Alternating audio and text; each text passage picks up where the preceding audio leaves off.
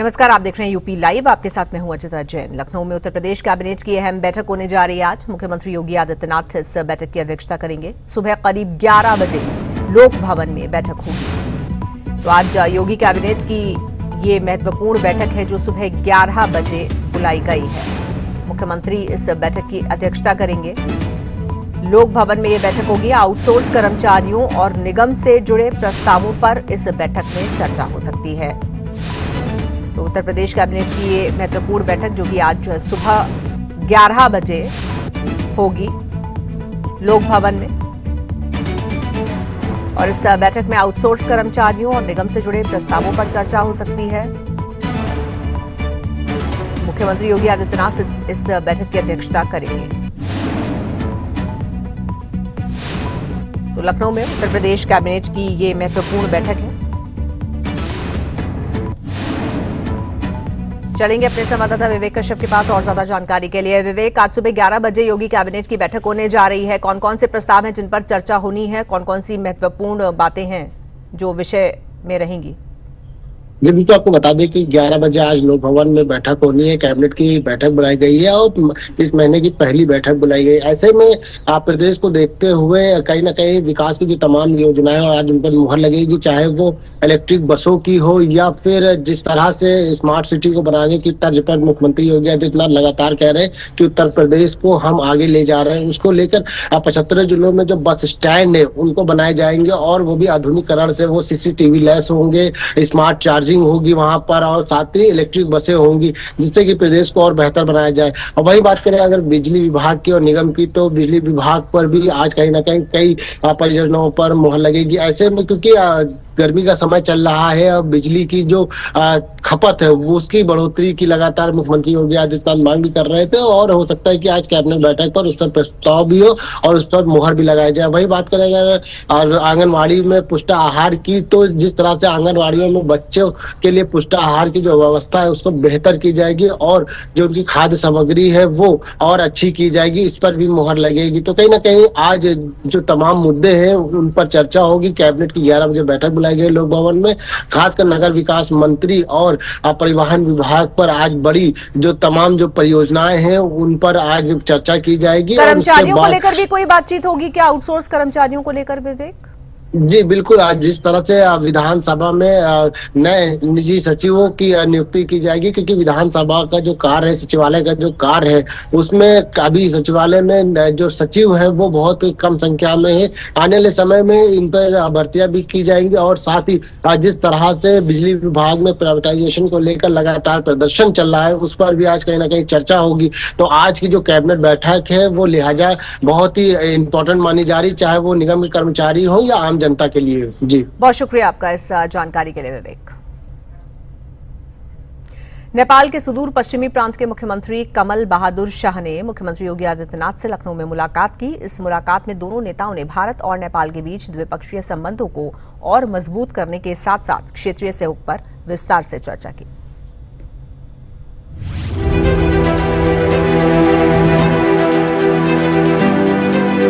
लखनऊ स्थित मुख्यमंत्री आवास पर नेपाल के सुदूर पश्चिम प्रांत के मुख्यमंत्री कमल बहादुर शाह ने मुख्यमंत्री योगी आदित्यनाथ से मुलाकात की है। इस दौरान कमल बहादुर शाह के नेतृत्व में आए 10 सदस्यीय प्रतिनिधिमंडल ने भारत और नेपाल के बीच सांस्कृतिक, सामाजिक और आर्थिक रिश्तों को और गहरा करने पर विचार विमर्श किया है। इस दौरान व्यापार, पर्यटन और सांस्कृतिक आदान प्रदान को बढ़ावा देने के लिए ठोस कदम उठाने पर सहमति जताई गई है। खास तौर पर धार्मिक पर्यटन और सीमावर्ती क्षेत्रों में सहयोग को लेकर के कई अहम बिंदुओं पर चर्चा हुई। मुलाकात में सीमा प्रबंधन और सुरक्षा के मुद्दे पर भी गंभीरता से बातचीत हुई। भारत नेपाल की साझा सीमा पर बेहतर समन्वय और सुरक्षा व्यवस्था को मजबूत करने की जरूरत पर बल दिया गया। सीएम योगी ने कहा है कि उत्तर प्रदेश और नेपाल के बीच सदियों पुरानी सांस्कृतिक और आध्यात्मिक रिश्ते हैं और इन रिश्तों को नई ऊंचाइयों तक ले जाना हमारी प्राथमिकता है। कमल बहादुर शाह ने यूपी सरकार के सहयोग और अतिथियों की सराहना की और कहा कि उत्तर प्रदेश के विकास मॉडल से नेपाल के सीमावर्ती इलाकों को प्रेरणा मिल रही है। लखनऊ में सीएम योगी आदित्यनाथ और कमल बहादुर शाह की ये मुलाकात भारत नेपाल के बीच दोस्ती और सहयोग की एक नई मिसाल कायम करती है। व्यापार, पर्यटन, संस्कृति और सुरक्षा के क्षेत्र में ये मुलाकात दोनों देशों के रिश्तों को और मजबूत करने की दिशा में मील का पत्थर साबित होगी। भारत अपने पड़ोसियों के साथ मिलकर विकास और समृद्धि की नई कहानी लिख रहा है। ब्यूरो रिपोर्ट, सूर्य समाचार।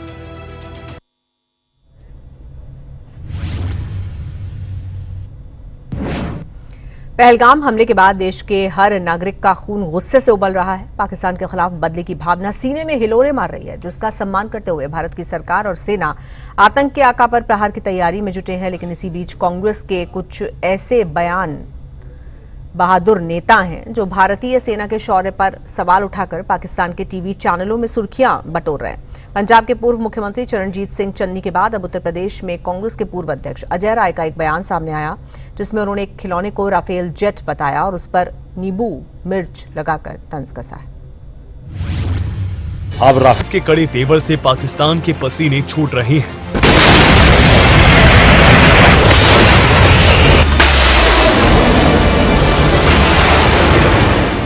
आतंक का आका पाकिस्तान अब दुनिया के मुल्कों से मदद की गुहार लगा रहा है, लेकिन भारत भी साफ और स्पष्ट लहजे में चेतावनी दे चुका है कि आतंकियों को उनके किए की सजा मिलकर रहेगी। अब आतंकियों की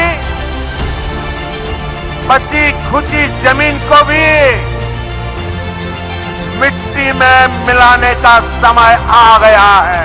इस बीच कांग्रेस के कुछ बयान बहादुर नेता अपने बयान से पाकिस्तान में सुर्खियां बटोर रहे हैं। उत्तर प्रदेश में कांग्रेस के पूर्व अध्यक्ष अजय राय ने एक खिलौने को फाइटर जेट राफेल बताया है, जिस पर नींबू मिर्च लटकाकर तंज कसा है। आतंकवादी गतिविधियां जिस तरीके से हुई हैं, तो आप बड़ी बड़ी बात करने वाली सरकार जो आज कहती है कि हम सब मिट्टी में मिला देंगे सब कुछ इन लोगों को, आतंकवादियों को, आज आप राफेल ले आए, नींबू मिर्च बांधकर खड़ी किए हुए हैं। आपको याद होगा, मैंने नहीं बांधा है, वो बांधा है, इस केंद्र की सरकार ने बांधा है, रक्षा मंत्री ने नींबू मिर्च बांधकर खड़ा किया हुआ है। ये किस जो लाए हैं उसका उपयोग कब होगा? कब आतंकवादियों को सफाया होगा? कब आतंकवाद को बढ़ावा देने वाले लोगों को सफाया करेंगे? कांग्रेस नेता अजय राय के इस बयान पर देश में सियासी पारा हाई है। बीजेपी ने अजय राय के बयान को पाकिस्तान के हित में बताया है और भारतीय सेना का अपमान बताते हुए कांग्रेस पर जुबानी हमला किया है। पाकिस्तान की सेना गोलाबारी कर रही है तो सीमा के अंदर से कांग्रेस और इंडी गठबंधन के नेता निरंतर बयानों की गोलाबारी भारत की सेना को लक्षित करने के लिए कर रहे हैं। अगर पाकिस्तान की सेना को लगता है कि उनके इन प्रयासों से भारत की सेना डिमोरलाइज हो सकती है, तो मुझे लगता है ठीक उसी भाव से इंडी गठबंधन और कांग्रेस के तमाम नेता अपने बयानों के गोले बरसाते हैं, जो भारत की सेना के मनोबल को कम करने के लिए लक्षित होते हैं। एक तरफ कांग्रेस और इंडी गठबंधन के नेता ये मुखौटा लगाकर कहते हैं कि वो सरकार के साथ हैं, और फिर उनके नेता बयानों की श्रृंखला एक के बाद एक वो देते रहते हैं जो भारत के विरुद्ध और भारत की सेना को मनोबल को गिराने वाले। 22 अप्रैल को पहलगाम की घटना के बाद ये कोई पहला मौका नहीं है जब कांग्रेस के किसी नेता ने अपने बयान से सेना के शौर्य पर सवाल उठाया हो। इससे पहले पंजाब के पूर्व मुख्यमंत्री चरणजीत सिंह चन्नी ने सर्जिकल स्ट्राइक के सबूत मांगे थे। चल रहा था कि जी हम ये कर देंगे, हम वो कर देंगे। आज तक मैंने तो पता नहीं चला मुझे तो कहाँ स्ट्राइक हुए हैं, कहाँ बंदे मारे गए थे उस समय, कहाँ वहां पाकिस्तान में हुआ था। हमारे देश में आकर कोई बम गिरे पता नहीं चलेगा। कहते जी पाकिस्तान में हमने सर्जिकल स्ट्राइक किए थे, कोई कुछ नहीं हुआ, कहीं नहीं दिखे सर्जिकल स्ट्राइक, किसी को नहीं पता चला। हालांकि विवाद बढ़ने के बाद इन दोनों नेताओं ने अपनी सफाई जरूर दी है, लेकिन सवाल ये कि जिस वक्त देश में एकजुटता होनी चाहिए थी, उस समय कांग्रेस के नेता ऐसे बयान क्यों देते हैं जिससे दुश्मनों का मनोबल बढ़ता है?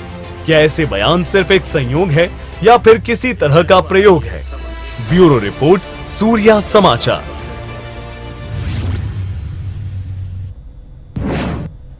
कानपुर से दुखद खबर सामने आई है। चमनगंज इलाके में रविवार रात एक 6 मंजिला इमारत में भीषण आग लगने से 6 लोगों की दर्दनाक मौत हो गई।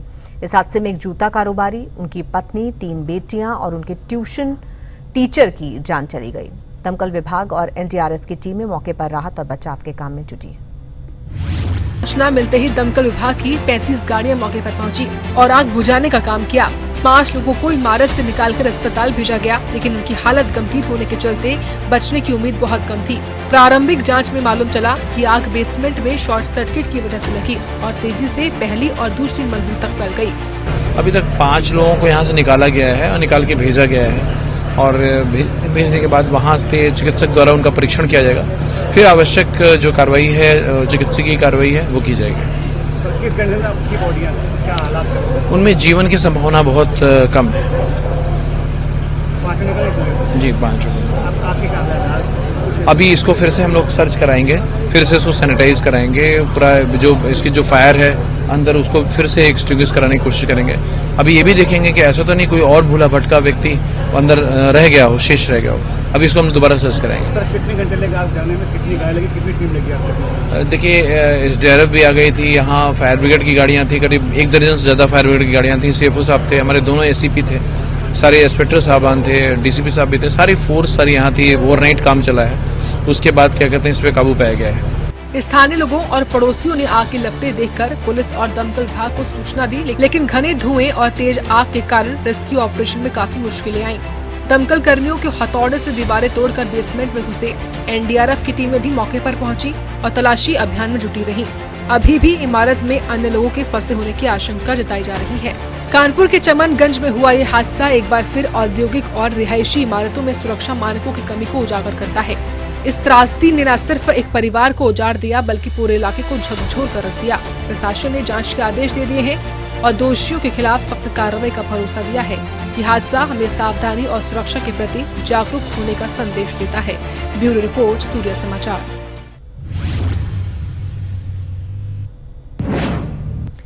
लखनऊ से सनसनीखेज और बेहद शर्मनाक खबर सामने आई है। गोमती नगर विस्तार में शंख एयरलाइंस के मालिक श्रवण कुमार विश्वकर्मा पर लिफ्ट इंजीनियर को तालिबानी सजा देने का गंभीर आरोप लगा है। इंजीनियर को बंधक बनाकर रस्सी से बांधकर 5वीं मंजिल से उल्टा लटकाकर बेरहमी से पिटाई करने की अमानवीय घटना ने पूरे शहर को झकझोर दिया। पुलिस ने पीड़ित को छुड़ाया और जांच शुरू कर दी, लेकिन इस क्रूरता के पीछे के सवाल अब भी बाकी है।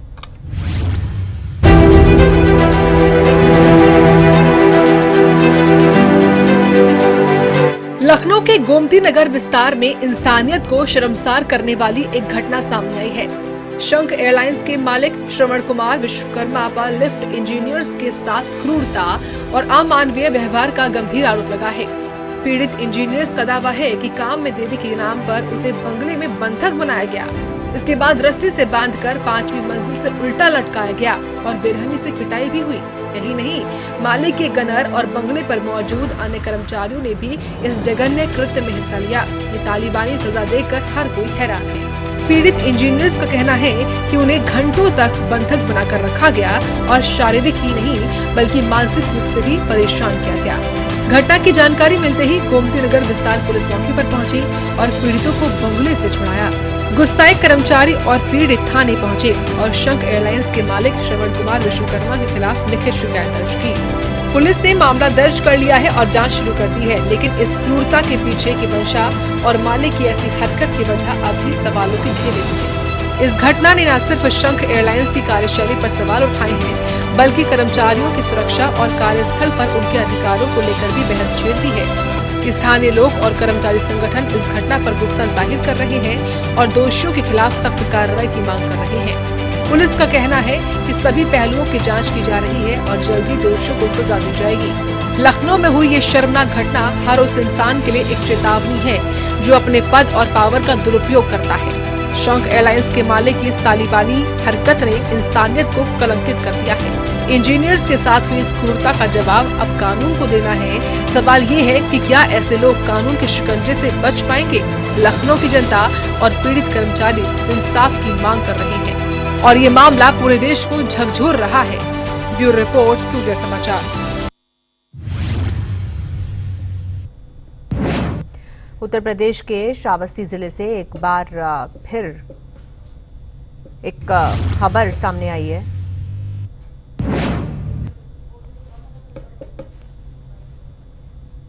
जिसके बाद प्रशासन और सतर्क हो गया। सीमावर्ती इलाकों में राष्ट्रीय सुरक्षा को मजबूत करने के लिए योगी सरकार का यह अभियान लगातार जारी है। श्रावस्ती में अब तक 164 अतिक्रमणों पर बेदखल की कार्रवाई की जा चुकी है। इसी के साथ साथ इस तरीके की कार्रवाइयां लगातार जारी है।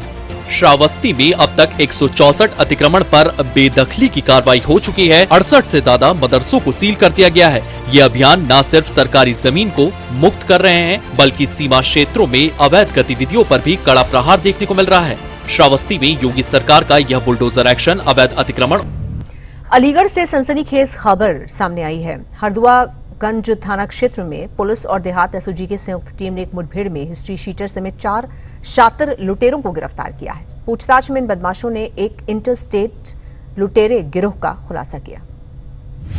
रात को थाना हरदोगंज क्षेत्र में थाना हरदोगंज पुलिस और देहात एसओजी की संयुक्त टीम चेकिंग कर रही थी और उस चेकिंग के दौरान एक मुठभेड़ के दौरान 4 लोगों को गिरफ्तार किया गया।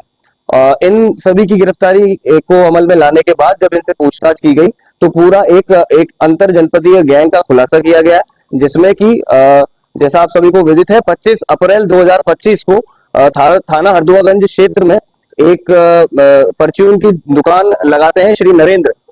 वो 8 बजे अपनी दुकान को बंद करके और ये कासिमपुर रोड की तरफ निकल गए थे। तो वहां पे उनसे 4 से 5 अज्ञात लोगों ने, जो कि व्हाइट डिजायर में बैठ के आए थे, और उन्होंने 1 लाख लगभग 10,000 रुपए की लूट उनसे कारित की। और फिलहाल इस बुलेटिन में इतना ही। रुकेंगे एक ब्रेक के लिए। देखते रहिए सूर्या समाचार। नमस्कार।